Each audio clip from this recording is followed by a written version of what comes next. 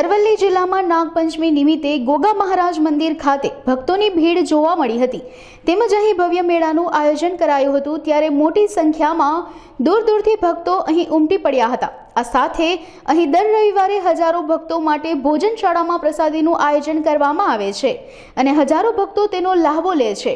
ત્યારે નાની જગ્યામાંથી આજે સમય વીતતા ગારુડી ધામ હજારો ભક્તોની આસ્થાનું કેન્દ્ર બન્યું છે।